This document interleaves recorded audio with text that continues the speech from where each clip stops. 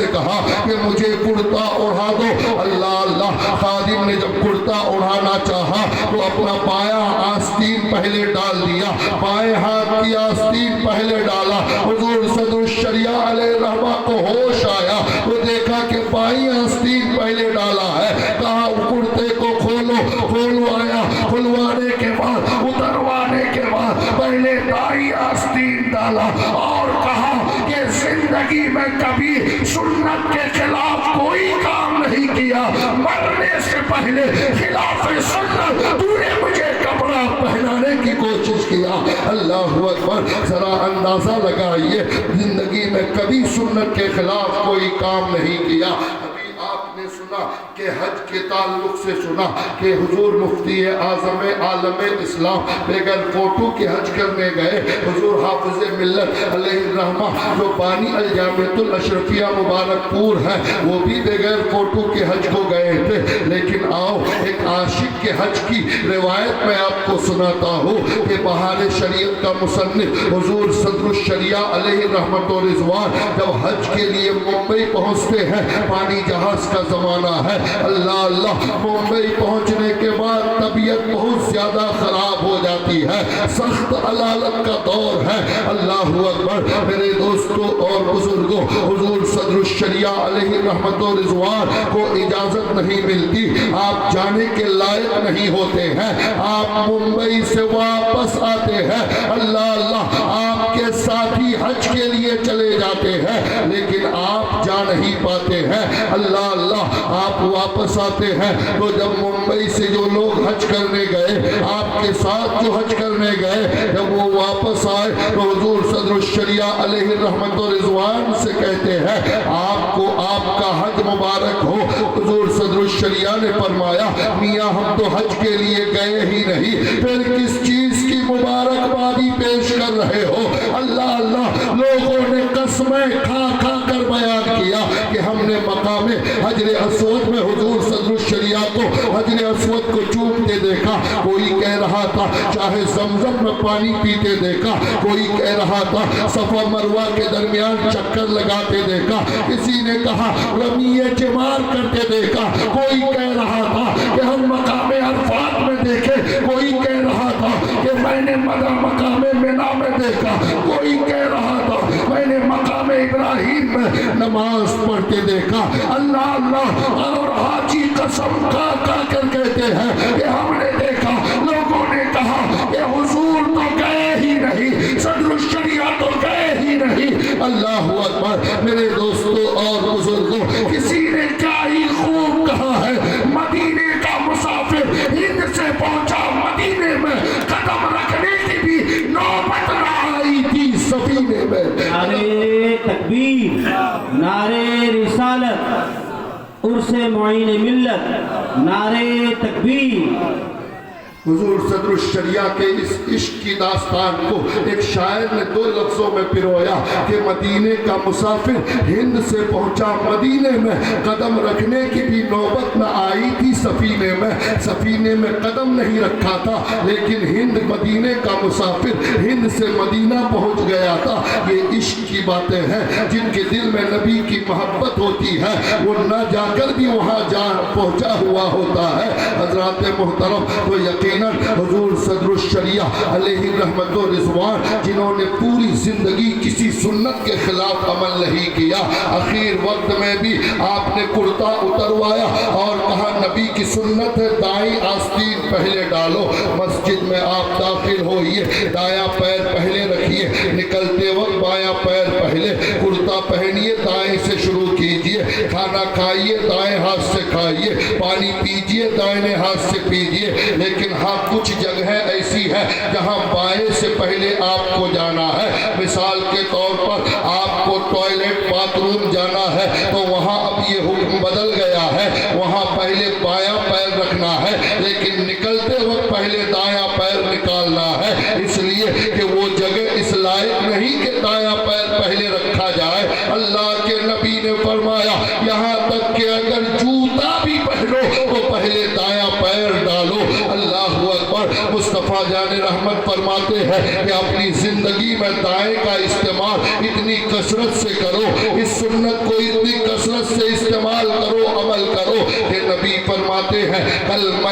محشر میں جس کا نامہ اعمال اس کے دائیں ہاتھ پہ رکھا جائے گا وہ سمجھ لے کہ جنتی ہے، اور نامہ اعمال جس کے بائیں ہاتھ میں رکھیں گے فرشتے وہ سمجھ جائے کہ میں جہنم میں جانے والا ہوں۔ اللہ اللہ، جنتی اور جہنمی کی ایک پہچان یہ ہوگی جس کے دائیں ہاتھ پہ نامہ اعمال ہوگا وہ جنتی ہوگا، جن کے بائیں ہاتھ پہ نامہ اعمال ہوگا وہ جہنم میں جائے گا۔ علماء فرماتے ہیں کہ دنیا میں ہر کام اتنی کثرت سے دائیں ہاتھ سے کرو کہ کل میدان محشر میں جب فرشتے کہیں کہ ہاتھ بڑھاؤ نامہ اعمال کے لیے تو نہ چاہ کر بھی عادت کے مطابق تیرا بایاں ہاتھ آگے بڑھ جائے اور فرشتے نامہ اعمال دائیں ہاتھ پہ رکھ دے، اللہ اکبر، تو بیڑا پار ہو جائے گا۔ اس لیے آپ اپنے دائیں ہاتھ کا استعمال کیجئے، حدیث پر عمل کیجئے۔ یقیناً اگر آپ نے سنت کے مطابق زندگی گزارا تو آپ کی زندگی کا ہر عمل، آپ کا ہر قدم عبادت میں گزرے گا۔ یہاں تک حدیث میں آیا ہے کہ آدمی جب سوتا ہے اپنے بستر پہ، اگر وہ عشاء کی نماز پڑھ کے سویا ہے اور یہ ارادہ کر کے سویا ہے کہ فجر کی نماز اٹھ کر پڑھوں گا، تو حدیث میں آیا ہے کہ وہ بستر اس کے لیے دعائے مغفرت کرتا رہتا ہے، یعنی وہ بستر بھی اس کے لیے عبادت کا ایک ذریعہ بن جاتا ہے۔ لیکن شرط یہ ہے کہ نیت اچھی ہونی چاہیے۔ عشاء کی نماز پڑھ کے سوئیے، فجر کے ارادہ کو لے کر سوئیے تو یقیناً آپ کا سونا بھی عبادت میں شامل ہوگا۔ آپ رات بھر سوؤ گے لیکن آپ کی نیند کی ایک ایک گھڑی اللہ عبادت میں شامل کر دے گا۔ اللہ اکبر۔ میرے دوستوں اور بزرگوں، میں آپ کو بتاؤں کہ مولانا روم علیہ رحمت و رضوان بہت بڑے ولی، آج سے تقریباً 1000 سال پہلے کے ولی، بزرگ اور عالم، انہوں نے ایک بہت مشہور زمانہ تالیف تصنیف ہے ان کی مثنوی شریف۔ اگر مثنوی شریف کو کسی نے پڑھ کر اس پر عمل کر لیا تو اپنے زمانے کا ولی کامل بنتا ہوا نظر آئے گا۔ مولانا روم مثنوی شریف میں لکھتے ہیں، کیا لکھتے ہیں؟ آپ فرماتے ہیں کہ بغداد کا ایک بادشاہ تھا، اس نے اپنے شاہی بستر کو صحیح کرنے کے لیے، سنبھالنے کے لیے ایک نوکرانی اور کام کرنے والی رکھا تھا۔ اللہ اللہ، 4-5 سال تک اس نوکرانی کا کام صرف یہ تھا کہ بادشاہ کے سونے سے پہلے اس کے بستر کو جھاڑ دے، اس کے بستر کو صاف کر دے، سلیقے سے بستر لگا دے۔ 4-5 سال تک اس کام کو بڑی حسن و خوبی سے وہ نوکرانی انجام دیتی رہی۔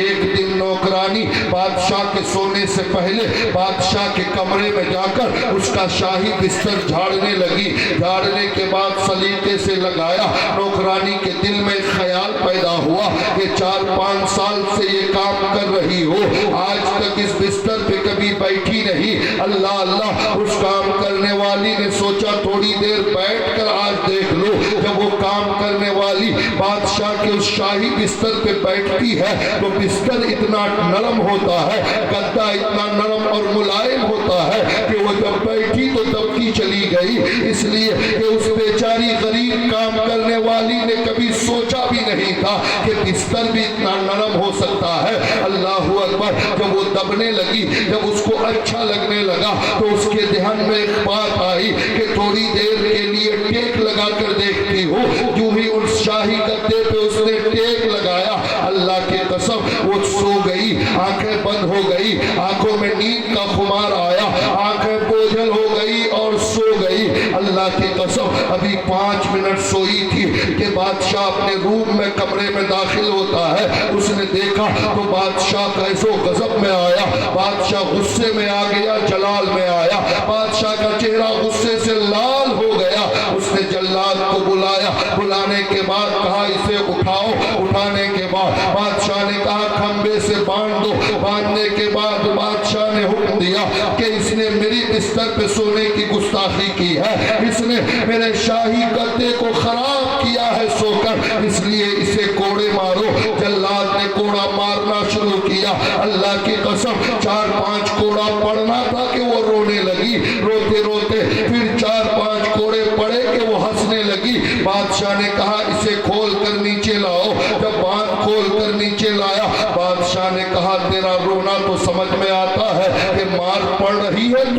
رہی ہے درد سے، لیکن تیرا ہنسنا سمجھ میں نہیں آتا، تو ہنس کیوں رہی ہے؟ مار کھا کے کوئی ہنستا نہیں ہے۔ اللہ اللہ، اس نوکرانی نے کیا ہی جواب دیا تھا۔ مولانا روم فرماتے ہیں کہ وہ کام کرنے والی نوکرانی نے کہا، اے بادشاہ، یقیناً میں اس لیے رو رہی ہوں کہ مجھے مار پڑ رہی ہے، چوٹ لگ رہی ہے، لیکن مجھے خوشی اس بات کی ہے کہ یہ چوٹ تھوڑی دیر کے لیے ہے، یہ سزا تھوڑی دیر کے لیے ہے، یہ مار تھوڑی دیر کے لیے ہے، لیکن اے بادشاہ مجھے افسوس ہے تجھ پر، 5 منٹ کے لیے سوئی نرم بستر پہ تو مجھے گھوڑے کی مار برداشت کرنی پڑ رہی ہے۔ اے بادشاہ مجھے تجھ پر افسوس ہے، تو زندگی بھر اس نرم بستر پہ سو رہا ہے، پھر تجھے کتنی بار قبر میں اور میدان محشر میں پڑے گی، تیرا کیا حال ہوگا؟ اللہ اکبر۔ بادشاہ نے جب اتنا سنا تو کانپنے لگا، بے ہوش ہو کر زمین پہ گر گیا۔ جب بادشاہ کو ہوش آیا تو بادشاہ نے کہا کہ کام کرنے والے کی بات میرے دل کو چھو گئی ہے، اس نوکرانی نے دل کو جگانے والی بات کیا ہے، اس نوکرانی کی بات 100% صحیح ہے۔ یہ 5 منٹ کے لیے سوئی تو اتنی تکلیف ہے، میں تو زندگی بھر سو رہا ہوں، پھر مجھے کتنی تکلیف ہوگی۔ اللہ اللہ میرے دوستوں اور بزرگوں، مولانا روم فرماتے ہیں، اے لوگوں، قسم خدا کی نرم بستر پہ سونا منع نہیں ہے۔ آپ کے ذہن پہ ایک سوال پیدا ہوگا، آپ صبح کو ہوٹل میں بیٹھ کر باتیں کریں گے کہ مفتی صاحب نے نرم بستر کے خلاف تقریر کیا۔ میرے دوستو، شریعت نے نرم بستر پہ سونے کو منع نہیں کیا ہے، شریعت نے نرم گدے پہ سونے کو منع نہیں کیا ہے۔ آپ کے پاس دولت ہے، آپ 50,000 کا گدا سلوائیے، آپ کے پاس دولت ہے، 5 لاکھ کا گدا پہ سوئیے، اور دولت ہے 5 کروڑ کے گدے پہ سوئیے، شریعت نے منع نہیں کیا ہے، لیکن شریعت یہ کہتی ہے، اے لوگوں، جتنے نرم گدے پہ سونا ہے سو، لیکن اگر تیرا نرم گدا تجھے مسجد میں جانے سے فجر کے وقت روک دے تو سمجھ لو وہ گدا نہیں ہے، وہی جہنم کا ٹکڑا ہے۔ تیرا نرم بستر اگر فجر کی نماز میں تجھے جانے سے نہ روکے تو وہ بستر نہیں، جنت کا ایک ٹکڑا ہے۔ نعرہ تکبیر، نعرہ رسالت، یا رسول اللہ، مسلک اعلیٰ حضرت، زندہ آباد، مفتی فیروز عالم مصباحی زندہ آباد۔ نعرہ تکبیر، نعرہ بستر رسالت۔ چاہے جتنا نرم استعمال کرو، لیکن اس چیز کا خیال رکھو کہ وہ نرم گدا تجھے نماز سے نہ روکے۔ اگر نماز سے روکتا ہے تیرا بستر تو وہی جہنم ہے، اگر تیرا بستر تجھے نماز سے نہیں روک پاتا ہے تو پھر وہ جنت کا آرام دہ ٹکڑا ہے، تم آرام سے سو۔ اللہ اکبر۔ پتہ یہ چلا کہ آپ دنیا کی ہر چیز کو دین بنا سکتے ہو، لیکن شرط یہ ہے کہ نیت اچھی ہونی چاہیے۔ اگر آپ نے نیت اچھی کر لی تو اللہ کی قسم آپ کا ہر قدم دین بنتا نظر آئے گا، آپ کا ہر قدم ثواب بنتا ہوا نظر آئے گا، آپ کا ہر قدم عبادت بنتا ہوا نظر آئے گا۔ شرط یہ ہے کہ سنت کے مطابق ہمیں اپنی زندگی گزارنی ہے۔ لیکن آج میں ایک تلخ بات آپ کے سامنے رکھنے کی کوشش کر رہا ہوں۔ کچھ لوگوں کو ہو سکتا ہے تکلیف ہو، لیکن مجھے اس سے کوئی فرق نہیں پڑتا ہے، اس لیے کہ آپ کی تکلیف زیادہ سے زیادہ مجھے یہ نقصان پہنچائے گی کہ آپ دوبارہ مجھے نہیں بلاؤ گے، لیکن اللہ کی قسم میں دوبارہ آنے کے لیے کہیں تقریر نہیں کرتا، نہ تو کمیٹی والوں کو خوش کرنے کے لیے کرتا ہوں، نہ تو جلسے والوں کو خوش کرنے کے لیے کرتا ہوں۔ میں تقریر صرف اس لیے کرتا ہوں کہ اللہ اس کا رسول راضی ہو اور میری بات سے میری قوم کی اصلاح ہو جائے۔ میرے قوم کے دل میں میری بات اگر بیٹھ گئی تو ہو سکتا ہے وہ اپنے گناہوں سے توبہ کر لے، وہ شریعت کا راستہ اختیار کر لے، تو میں سمجھ جاؤں گا۔ اللہ کی قسم آپ زندگی میں کبھی مت بلانا، لیکن میری ایک بات پر عمل کر لینا، تو میں یہ سمجھ لوں گا کہ اے پروردگار میری تقریر کا حق ادا ہو گیا ہے، اس لیے کہ میری ایک بات فلاں جگہ کے کسی آدمی پہ اثر کر گئی ہے۔ اللہ کی قسم اے میری قوم اس پر عمل کر لیجئے تو اللہ کی قسم یہ آنا بھی عبادت میں شامل ہوگا, یہ جاگنا بھی عبادت میں شامل ہوگا. اور یقیناً آپ کے دل میں جو ایمان ہے وہ اس ٹھنڈی کے باوجود آپ کو روکے ہے, یہی تو ایمان ہے, ورنہ اس ٹھنڈی میں کون لحاظ سے نکل کر باہر آئے گا. اللہ کی قسم ہمارا ایمان اتنا مضبوط ہے, اتنا مضبوط ہے, کاش ہمارے ایمان کی مضبوطی کے ساتھ ساتھ ہمارا عمل بھی مضبوط ہو جائے. قسم خدا کی سنیوں کا ایمان کتنا مضبوط ہے, سنیوں کے عقیدہ اور ایمان کی طرح اگر اس کا عمل مضبوط ہو جائے تو اللہ کی قسم اے دیوانو تم چلو گے زمین پر لیکن فرشتے تمہاری تعریف آسمانوں پر کرتے نظر آئیں گے. لیکن شرط یہ ہے کہ عقیدہ اور ایمان کی طرح عمل بھی مضبوط ہو جائے. عقیدہ اور ایمان ہمارا بہت مضبوط ہے. اللہ کی بارگاہ میں یہ دعا ہے, مولا ہمارے عقیدے اور ایمان کی طرح ہمارے عمل کو بھی مضبوط کر دے. ہمارے اندر بے عملی بہت ہے, ہمارے اندر شریعت سے دوری بہت ہے. اس لیے میری قوم کے لوگوں آپ سے میں یہ کہنا چاہوں گا, خاص کر کے نوجوان طبقے سے اور میری نوجوان بہنوں سے اور ماؤں سے کہنا چاہوں گا کہ اے میری قوم کی ماؤں, بیٹیوں, بہنوں, آپ جلسوں میں آتی ہو آؤ. حالانکہ جلسوں اور عرسوں میں عورتوں کا آنا منع ہے, لیکن جلسوں میں علماء نے اس لیے تھوڑی سی ڈھیل دے رکھی ہے کہ اگر عورتیں جلسوں میں آئیں گی نہیں تو دین کی باتیں کہاں سنیں گی. لیکن آؤ تو پردے کے ساتھ آؤ, آؤ تو اپنے وجود کو ڈھانپ کر آؤ. بے پردگی کے ساتھ تمہیں کہیں بھی جانے کی اجازت نہیں ہے. اللہ اکبر. اب میں جس مسئلے کو آپ کے سامنے رکھنا چاہتا ہوں وہ خاص کر کے ہمارے سیمانچل میں, ہمارے اس بلاک میں, ہمارے علاقے میں اس پر بہت تیزی کے ساتھ عمل ہوتا ہے. اور آدمی اب تو گناہ کو جائز کرنے کے لیے ہزار بہانے ڈھونڈ لیتا ہے, ہزار علتیں نکال لیتا ہے, لیکن گناہ گناہ ہے ہر حال میں, چاہے اس کی شکلیں جتنی بدل دو لیکن وہ بدلے گا نہیں. مثال کے طور پر ابھی دیکھیے, آدمی اگر آدمی کی کمائی ناجائز و حرام کی ہے تو آدمی کی کمائی ناجائز و حرام کمائی کے ذریعے ایک آدمی 2, 4, 5, 10, 20, 50 لاکھ کی ایک خوبصورت بلڈنگ بناتا ہے. اللہ اللہ, لوگوں کا مزاج یہ ہے جیب میں حرام کے پیسے ہیں لیکن گوشت کی دکانیں حلال ڈھونڈتے پھر رہا ہے کہ حلال گوشت کی دکان کہاں ہے. جتنا حلال گوشت کیوں نہ ہو, جب تک تمہارا جیب کا پیسہ حلال نہ ہو وہ گوشت تمہارے لیے حلال نہیں ہوگا بلکہ وہ خوراک حرام ہی کی ہوگی. اس لیے حلال گوشت کی دکان ڈھونڈنے سے پہلے جیب میں حلال کمائی کا پیسہ رکھنے کی کوشش کرو, تب جا کر تمہارا وہ لقمہ تمہارے پیٹ میں جائے گا تو وہ مکمل حلال کا جائے گا. حرام کمائی کی بلڈنگ بنانے کے بعد آج معاشرے میں بہت سے ایسے لوگ ہیں جن کا یہ طریقہ ہے کہ امام صاحب چلیے ہمارے مکان میں فاتحہ کر دیجئے, نیا مکان ہے, قاضی صاحب چلیے فاتحہ کر دیجئے, مفتی صاحب چلیے, اور بڑا آدمی ہے تو پیر صاحب کو بلاتا ہے, پیر صاحب آپ اپنا قدم رکھ دیجئے میرے گھر میں. اللہ کی قسم پیر صاحب کا, امام صاحب کا, مفتی صاحب کا, جتنی بڑی خانقاہ کا جتنا بڑا پیر ہو, آپ اگر کسی بھی پیر کو بلائیے, مفتی علامہ محدث کو بلائیے, امام کو بلا کر لے جائیے, اگر حرام کمائی کی بلڈنگ ہے تو امام صاحب, پیر صاحب, مفتی صاحب اگر نے فاتحہ پڑھا تو فاتحہ کا ثواب تو ملے گا لیکن وہ حرام بلڈنگ حلال میں نہیں بدلے گا. دنیا کا کوئی پیر, مولوی, مفتی آپ کے حرام کمائی کی بلڈنگ کو حلال ثابت نہیں کر سکتا ہے. اس لیے اے میری قوم کے لوگوں,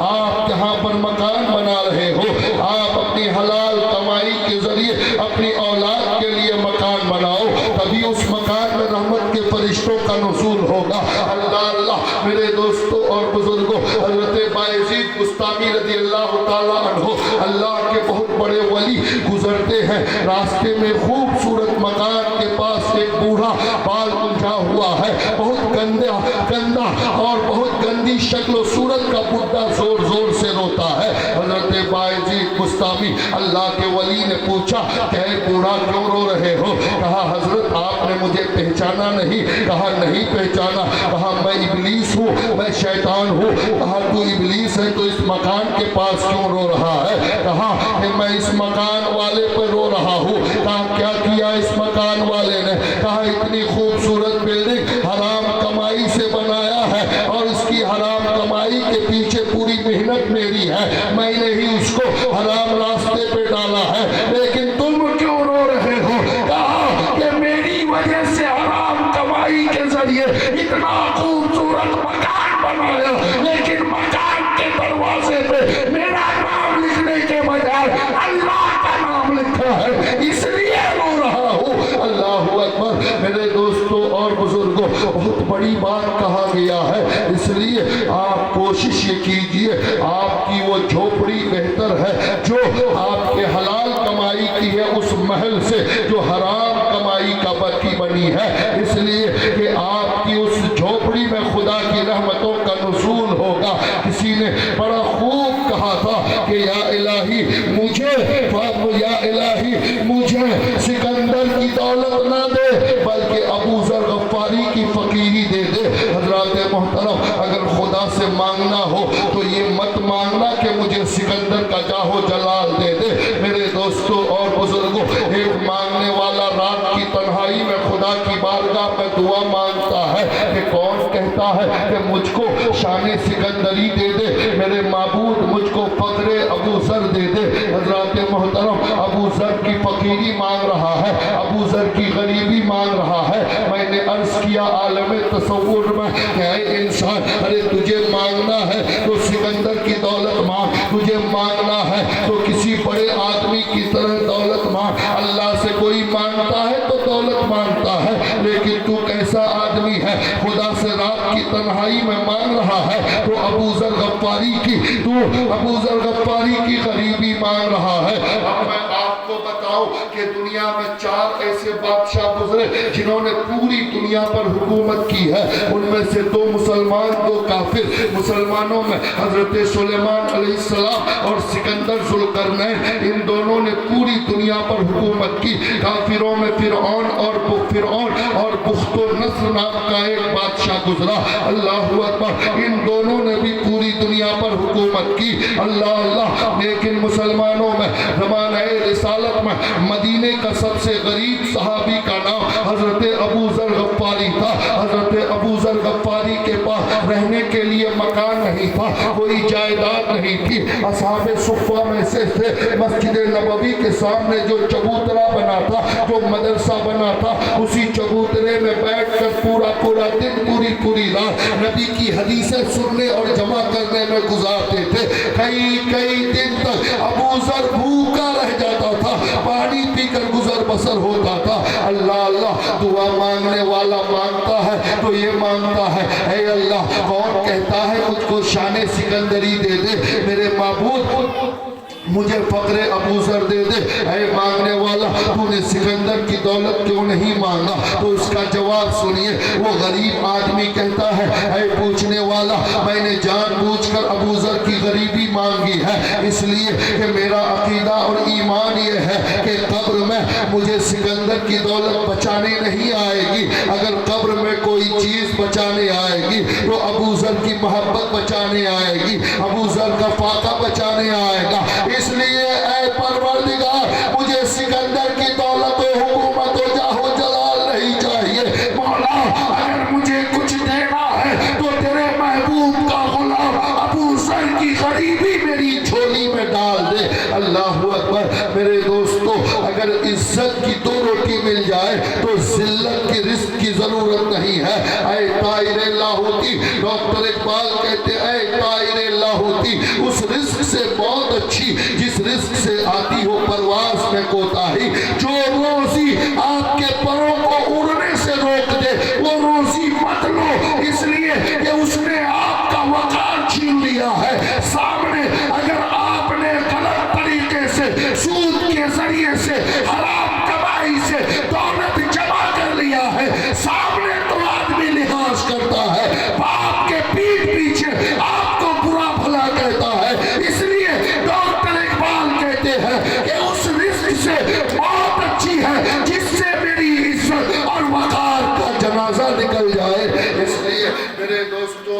بزرگوں حلال کی ایک روٹی کھا کر ایک روٹی کھلا کر اپنے بچوں کی پرورش کرو، وہ اللہ کے نزدیک وقت کے فرعون اور نمرود سے زیادہ محبوب اور محبوب ہے۔ اللہ رب العزت تمہارے اس عبادت کو جو حلال روزی کھا کر خدا کی بارگاہ میں سجدہ کرو گے، سر اٹھنے سے پہلے اللہ تیرے سجدے کو قبول کر لے گا۔ اس لیے میرے دوستوں اور بزرگوں بس آخری بات آپ سن لیجئے، ٹھنڈک بہت زیادہ ہے۔ اللہ اللہ یہ آپ کا احسان ہے کہ آپ اتنی ٹھنڈی کی حالت میں، بلکہ آپ کا کیا یہ حضرت سید علی چشتی علیہ رحمت و رضوان کا فیضان ہے کہ اپنے عاشقوں کو اتنی دیر بیٹھا کر رکھا ہے۔ حضرات محترم یقیناً اللہ والوں کا پاور، اللہ والوں کا انداز ہی نرالا ہوتا ہے۔ میرے دوستوں اور بزرگوں میں سماج کا ایک ڈوبتا ہوا مسئلہ آپ کے سامنے رکھوں ہمارے علاقے کا۔ آج آدمی شادی کرتا ہے اور شادی سے پہلے وہ جو کارڈ چھاپتا ہے، آج ہمارے بڑے میاں باپ اور ماں کہتے ہیں کہ میرا بیٹا بدتمیز ہو گیا ہے، میری اولادیں نافرمان ہو گئی ہے، امام صاحب تعویذ دے دیجئے، قاضی صاحب تعویذ دے دیجئے، اور زیادہ پڑھا تو پیر صاحب تعویذ دے دیجئے۔ حضرات محترم آپ کی بگڑی ہوئی اولاد تعویذ کے ذریعے راہ راست پر نہیں آئے گی، بلکہ اگر اولادوں کو بگڑنے سے بچانا چاہتے ہو تو وہ کنجی تیرے ہاتھ میں ہے، اس تالے کی کنجی تیرے ہاتھ میں ہے، ماں اور باپ کے ہاتھ میں ہے۔ سب سے پہلی چابی تو میری ماؤں کے ہاتھ میں ہے۔ اے میری قوم کی ماؤں کان کھول کر سن لو، اگر چاہتی ہو کہ تیرا بیٹا بڑا ہو کر تجھے گالی نہ دے، تیرا بیٹا بڑا ہو کر بدتمیز نہ بنے، بے ادب نہ بنے، پورے سماج میں تیری ناک نہ کٹوائے، تو سن لو جب تیرا بچہ تیرے پیٹ میں ہو اسی وقت سے اس کی تربیت شروع کر دو۔ اس وقت کی تربیت کا مطلب یہ ہے کہ بچہ اگر پیٹ میں ہو تو اپنی ساس کو گالی مت دو، تمہارا بچہ تیرے پیٹ میں ہو اپنی ننند سے جھگڑا مت کرو، تمہارا بچہ تمہارے پیٹ میں ہو شوہر کو گالی مت دو۔ اللہ کی قسم شوہر کو گالی دیتی ہو، ساس اور ننند کو گالی دیتی ہو، بچہ تیرے پیٹ میں ہے، اس گالی کا اثر تمہارے بچے کے ذہن و دماغ میں تمہارے لقمے کے ذریعے پہنچتا ہے، تمہاری غذاؤں کے ذریعے تمہارے بچے کے ذہن پہ پہنچتا ہے۔ وہ بچہ ان گالیوں کو سن سن کر 9 مہینہ گزارتا ہے۔ آپ کہو گے مفتی صاحب ہمارا بچہ پیٹ میں ہے، ابھی سے ہماری گالیاں اس کے ذہن پہ کیسے پہنچ سکتی ہے؟ تو آپ نے سنا ہے کہ غوث اعظم پیدا ہوئے تو 15 پارے کا حافظ بن کر پیدا ہوئے، کیوں؟ اس لیے کہ ان کی ماں غوث اعظم کو پیٹ میں رکھ کر قرآن کی تلاوت کرتی تھی۔ میرا غوث کہتا ہے کہ میری ماں قرآن پڑھتی تھی، میں سن سن کر حافظ قرآن بن گیا۔ معلوم یہ ہوا کہ ماں کی عادتیں، ماں کی حرکتیں پیٹ کے بچے پہ اثر کرتی ہے۔ اس لیے اے میری قوم کی ماں، اگر تم بچے کو پیٹ میں رکھ کر گالی دو گی، ساس سسر اور ننند کو، محلے والوں کو، تو کان کھول کر سن لو، تیرا بیٹا بڑا ہو کر غوث اور خواجہ کا غلام نہیں بنے گا، علی چشتی کا غلام نہیں بنے گا۔ اگر چاہتی ہو کہ تیرا بچہ بڑا ہو کر تجھے گالیاں نہ دے بلکہ تیرے قدموں میں اپنے لیے جنت تلاش کرے، تو اللہ کی قسم فاطمہ زہرا کی طرح تم اپنے بچے کو پیٹ میں رکھ کر نبی پر درود پڑھو، مصطفیٰ جان رحمت پر نعتیں پڑھو، اللہ کے قرآن کی تلاوت کرو، سبحان اللہ الحمدللہ پڑھا کرو، اور بچہ جب دودھ پیے تو بغیر وضو کے دودھ مت پلاؤ، بچے کو دودھ پلاتے ہو فلمی گانے مت گنگناؤ، ٹی وی کے سامنے بیٹھ کر سیریل میں گندی سینے مت دیکھا کرو۔ اللہ کی قسم اگر تو نے اپنے بچوں کو دودھ پلاتے ہو نبی کی نعتیں پڑھی، درود پڑھا، تو تیرا بیٹا بڑا ہو کر بدتمیز نہیں بنے گا بلکہ ماں باپ کے قدموں میں اپنے لیے جنت تلاش کرے گا۔ نعرے تکبیر، نعرے رسالت، حضور خواجہ علی چشتی عرس معین ملت، نعرے تکبیر، حضرت علامہ و مولانا مفتی فیروز عالم صاحب قبلہ۔ حضرات محترم حاضری بنگال کے عرس میں آنے والے دیوانوں، ایک پیغام آپ لے کر جائیے اور آپ یاد رکھیے کہ یقیناً علماء کی باتیں آپ سن کر اس پر عمل کیجئے۔ حالات بڑے نازک ہیں، اگر اب بھی ہم نہ سمجھے تو ڈاکٹر اقبال نے کہا تھا نہ سمجھو گے تو مٹ جاؤ گے۔ اے ہندی مسلمانوں، تمہاری داستان تک نہ ہوگی داستانوں میں۔ حضرات محترم، میں آپ سے جو بات کہنے جا رہا ہوں وہ یہ ہے کہ ہمارے یہاں شادی بیاہ جو ہوتا ہے اور یہ شادی کا سیزن بھی ہے، آپ دیکھیے شادیوں میں ہم کہتے ہیں بچہ ہمارا بگڑ گیا، ہماری اولاد نافرمان ہو گئی۔ اولاد کا نافرمان ہونا، وہ بچہ دنیا کا سب سے بڑا بد نصیب بیٹا ہے جس سے اس کے ماں باپ ناراض ہو، جس سے اس کے ماں باپ کو تکلیف ہو۔ لیکن روٹی اور تالی ایک ہاتھ سے نہیں بچتی ہے، بلکہ یقیناً وہ بچے نافرمان ہیں، لیکن کہیں نہ کہیں ماں باپ کا بھی قصور ہے۔ ماں باپ کو جیسی تربیت دینی چاہیے بچپن میں، اگر ویسی تربیت نہیں دیتے ہیں، اب آپ کہو گے کیسے؟ میں آپ سے کہتا ہوں، ایک مثال سے پیش کرتا ہوں، اگر آپ کو لگے کہ میں نے صحیح بولا ہے تو عمل کیجئے گا۔ حضرات محترم، یہ قاضی شہر قاضی شہر آپ کی بارگاہ میں موجود ہے، میں ان کے حوالے سے آپ تک یہ بات پہنچا رہا ہوں۔ اللہ اکبر، ہمارے یہاں شادی کا کارڈ چھپتا ہے، اس میں چاہے کسی عالم کے گھر کا کارڈ ہو یا کسی غیر عالم کا، کسی ڈاکٹر انجینئر کا ہو یا کسی چرواہے اور کھیتی کرنے والے کسان کے گھر کا کارڈ ہو۔ اللہ اللہ، میں تو یہ کہوں گا کہ سب سے پہلے آپ یہ کارڈ کا سسٹم ہی بند کر دیجئے۔ 20-25 روپے کا مہنگا کارڈ چھاپنے کے بعد جب آپ دعوت کے لیے جاتے ہیں تو جانتے ہیں آپ جس کو کارڈ دیتے ہیں وہ آپ کا کارڈ پڑھتا نہیں، بلکہ 100 میں سے 2-4 لوگ شاید کے پڑھتے ہوں گے۔ جس کے پاس کوئی کام نہیں سوچتا ہے چلو اسی کو پڑھ کر ٹائم پاس کر لیتے ہیں، ورنہ کام کا آدمی آپ کا کارڈ پڑھنے کی فرصت نہیں۔ وہ کارڈ لیا رکھ دیا، کارڈ دینے کے بعد بھی آپ اپنی زبان سے بولتے ہو فلاں تاریخ کو ہمارے یہاں شادی ہے، آپ آئیے گا۔ جب زبان سے بولنا ہے تو کارڈ چھاپنے والی کون سی عقل مندی ہے؟ حضرات محترم، کارڈ کا مطلب ہے پھر زبان سے بولنے کی ضرورت نہ ہو، آپ تو زبان سے تاکید پر تاکید کیے جاتے ہیں، آنا ہی پڑے گا، تاریخ یاد رکھیے گا۔ حضرات محترم، اب اس کارڈ کا حال کیا ہوتا ہے؟ اس کارڈ پہ سب سے پہلے بسم اللہ الرحمن الرحیم لکھا ہوتا ہے، نحمدہ و نصلی لکھا ہوتا ہے۔ اس کارڈ میں ایک حدیث کوٹ کرتے ہیں، النکاح من سنتی فمن رغب عن سنتی فلیس منی،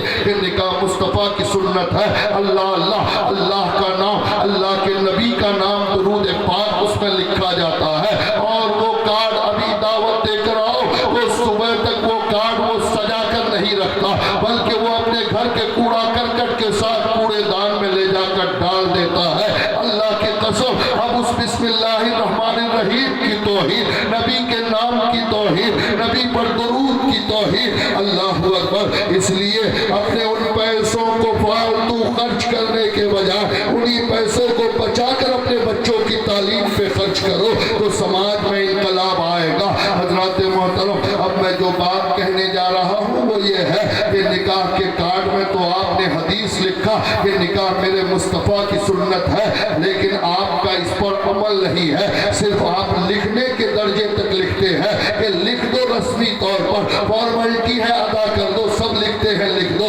لیکن آپ عمل نہیں کرتے ہیں۔ اگر عمل نہیں کرنا ہے تو مت لکھو اس حدیث کو، حدیث کی توہین مت کیجئے۔ آپ نے نکاح کو سنت کہا، لیکن شادی میں کوئی کام سنت کے مطابق نہیں ہوتا ہے، ہر عمل آپ کا سنت کے خلاف ہے، ہر قدم پہ سنت کے خلاف آپ عمل کرتے ہیں۔ کارڈ میں آپ نے لکھا سنت ہے، لیکن آپ کا ہر قدم سنت کے خلاف ہے۔ آپ کہو گے کیسے؟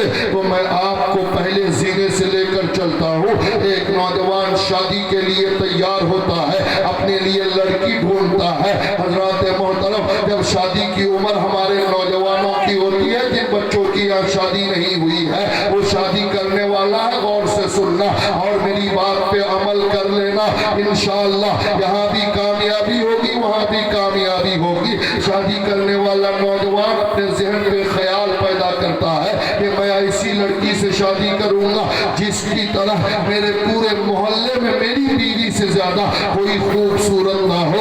उस बच्चे का जहन ये कह रहा है, लेकिन उसका माँ बाप की सोच ये नहीं होती। माँ बाप उसका ठीक उल्टा सोचता है। माँ बाप ये सोचते हैं कि मेरी बहू काली हो या गोरी हो उससे हमें मतलब नहीं है, लेकिन मेरी बहू इतना दहेज लेकर आए कि पूरे मोहल्ले में मेरी बहू से ज्यादा कोई दहेज लेकर ना आए। अक्सर माँ बाप की सोच ये होती है। अब मुझे कह लेने दो, जब बेटा और माँ बाप की सोच, दोनों की सोच नेगेटिव है, दोनों की सोच मनफी है, दोनों की सोच शरीयत के खिलाफ है, तो उस सोच के नतीजे में जो बच्चा आपका दुनिया में आएगा वो गौसो ख्वाजा का गुलाम नहीं होगा, वो बेअदब बदतमीज बच्चा होगा।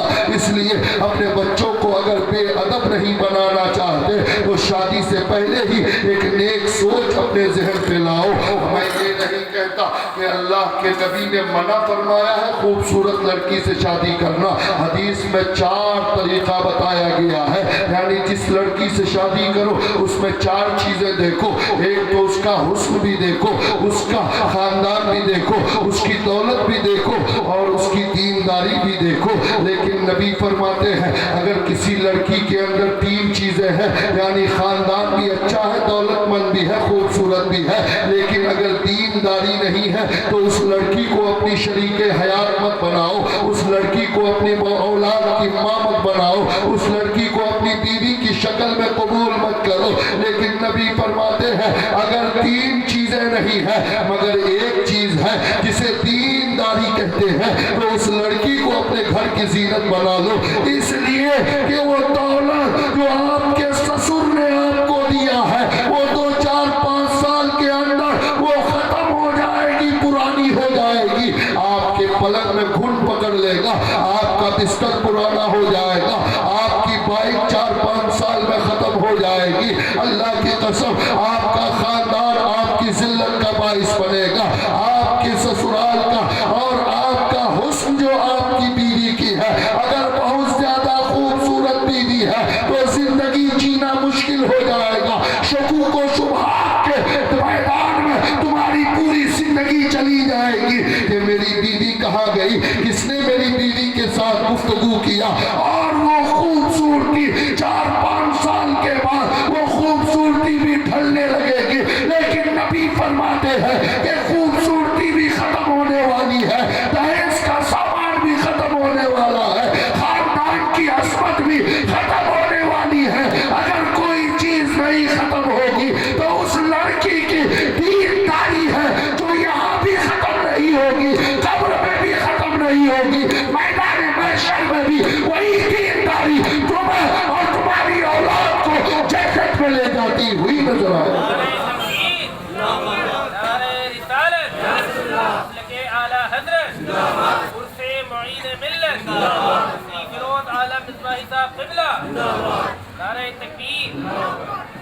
इसलिए दीनदारी आप अपनाइए, दीनदार बच्ची को दुल्हन बना के लाइए, नमाजी बच्ची को दुल्हन बना के लाइए, कुरान पढ़ने वाली बच्ची को अपने लिए मुंतखब कीजिए। जिस घर में आपकी बीवी कुरान पढ़ेगी, जिस घर में आपकी बीवी के पेट में आपका बच्चा होगा और आपकी बीवी कुरान पढ़ेगी, जिस पेट में आपका बच्चा होगा और आपकी बीवी सजदे में होगी, यकीनन वो बच्चा दीनदार होगा, यकीनन वो बच्चा अपने माँ बाप का फरमा बरदार होगा। जिस दीनी माहौल में आँख खोलेगा, जहाँ अल्लाह रसूल की बातें सुनेगा, माँ सबसे पहली दर्सगाह है। जब माँ दीनदार होगी तो बच्चे को दीन सिखाकर बड़ा करेगी, तो यकीनन वो बच्चा दीनदार होगा। अब आखिरी बात आप सुनिए, आखिरी बात ये है कि आप शादी के दूसरे स्टेज पे पहुंचिए, दूसरी सीढ़ी पे पहुंचिए। एक लड़का अपने लिए लड़की देखने जाता है, हजरात मोहतरम, वो लड़की को देखकर पसंद तो कर लेता है, लेकिन उसकी पसंद आखिरी पसंद नहीं होती। जब तक इधर से 10-20 लोग पूरा खानदान जाकर उसको टिक न लगा दे कि ये सही है, तब तक वो लड़की किसी भी घर की बहू नहीं बनती है। हजरात मोहतरम, शरीयत ने सिर्फ उस लड़के को देखने की इजाजत दिया है कि तुम अगर शादी करोगे तो तुम अपनी होने वाली बीवी को देख सकते हो एक निगाह, इसलिए कि हदीस में है एक अंसारी के हाथ में रंग नजर आया। अल्लाह के नबी ने कहा क्या तुमने शादी कर ली? कहा या रसूल अल्लाह हाँ मैंने निकाह कर लिया है। नबी ने फरमाया क्या तुमने अपनी होने वाली बीवी को देखा? कहा नहीं। कहा एक नजर देख लो ताकि बाद में कोई मामला खराब ना हो। हजरत मोहतरम हदीस के मुताबिक सिर्फ इतनी इजाजत है, वो भी उस दूल्हे के लिए जो अपने लिए लड़की देख रहा है, सिर्फ उसको इजाजत है। लेकिन हमारे यहाँ क्या होता है, लड़का पसंद करके आया, सबसे पहले अब किसकी पसंद और नापसंद पे शादी होगी, वो उस लड़के का बहनवी है, उसकी बहन का शौहर है। बहनवी का मकाम ससुराल में किसी बादशाह से कम नहीं होता, होना भी चाहिए, इसलिए कि वो हमारा दामाद है, हमारी बेटी का शौहर है, हमारी बहन का वो शौहर है, उसकी इज्जत करनी चाहिए। लेकिन इज्जत जायज चीजों में, नाजायज चीजों में किसी की इज्जत नहीं। अल्लाह रसूल के हुक्म के खिलाफ कोई भी किसी को इज्जत के काबिल नहीं है। अल्लाह अकबर। हमारा बहनवी देखने जाता है हमारी बीवी को। अब मैं आपसे पूछना चाहता हूँ, हमारे बहनवी के लिए हमारी होने वाली बीवी का देखना हराम है, हराम है, हराम है, इसलिए कि हमारी बहनवी के लिए हमारी बीवी गैर मुहरिमा है, हमारा बहनवी उसके लिए गैर मुहरिम है। गैर मुहरिम को, गैर महरिमा औरत को देखना जायज नहीं। उन मर्दों को, उन औरतों को देखना जायज है जिसके साथ ब्लड का रिलेशन है। बगैर ब्लड रिलेशन के एक दूसरे का देखना शरीयत में जायज नहीं। ऐ मेरी कौम का दूल्हा, अल्लाह की कसम तुम्हारी बीवी को तुम्हें तो देखना जायज है, लेकिन तुम्हारे बहनवी का देखना जायज नहीं। जब देखने ही के मामले में हराम से देखना शुरू हुआ तो उसका नतीजा जो निकलेगा वो सही नहीं निकलेगा। इसलिए कदम कदम पे हमारा निकाह हराम कामों की तरफ गुजरता हुआ नजर आता है। एक बड़ी लिस्ट है, अगर मैं पूरी शादी को, सीमांचल की शादी को आपके सामने रखूं तो दो चार चीजों के अलावा वहां आपको कोई सुन्नत नजर नहीं आएगी, बल्कि निकाह जो ऐन सुन्नत वाला काम है। निकाह के वक्त भी अल्लाह अल्लाह बगैर पर्दे के निकाह होता है। गैर मुहरिम लोग गवाह जाकर उस औरत को देखते हैं और उस औरत को सबके सामने रूनमाई का जरिया बना दिया जाता है। अल्लाह अकबर। आप खाने की मेज पे पहुंचिए, डीजे बड़ी मुश्किल से बंद हुआ तो खाने के हॉल पे छोटा छोटा बॉक्स लगाकर उसमें म्यूजिक चालू कर देते हैं, यानी खाना भी खाओ, गुनाह भी अपने अंदर ले जाओ। अल्लाह की कसम, ऐ मुसलमानों कोई काम तो ऐसा करो जो खालिस सुन्नत के मुताबिक हो।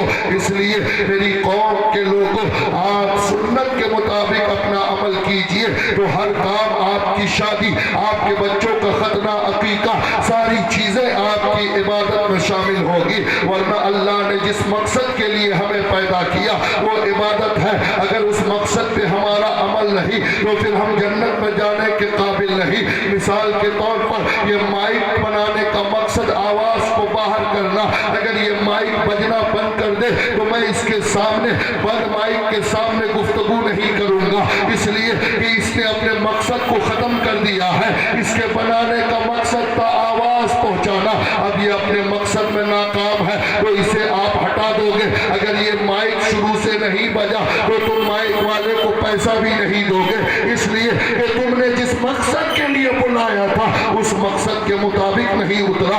आपके घर में एक बल्ब जलता है, उसका मकसद है घर को रोशन करना। अगर बल्ब फ्यूज हो गया, अगर बल्ब ने रोशनी नहीं दिया, अगर बल्ब नहीं जलता है तो आप उस मकसद के खिलाफ जो बल्ब ने काम किया है, बल्ब को उतार कर आप बाहर फेंक देते हो, उसे घर की दीवार पे सजा कर नहीं रखते हो, इसलिए कि उसने मकसद को पूरा नहीं किया है। अल्लाह ने हमें इबादत के लिए बनाया है, मकसद ये है कि हमें इबादत करें। अगर हम इबादत नहीं करते हैं तो अल्लाह मैदान महशर में हमें जन्नत में जाने नहीं देगा, इसलिए कि हमने अपने मकसद पर अमल नहीं किया, इसलिए हमें भी खुदा जहन्नम में फेंक देगा।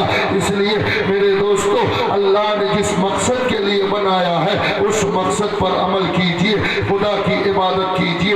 اللہ رب العزت کی بارگاہ میں دعا ہے کہ پروردگار ہمیں اپنے مقصد تخلیق یعنی اللہ کی عبادت پر عمل کی توفیق عطا فرمائے، شریعت کے مطابق زندگی گزار کر ہر قدم کو، زندگی کے ہر ایک لمحے کو عبادت بنانے کی توفیق عطا فرمائے۔ وآخر الدعوانا ان الحمدللہ رب العالمین، استغفر اللہ ربی من کل ذنب واتوب الیہ، لا الہ الا اللہ محمد رسول اللہ صلی اللہ تعالی علیہ وسلم۔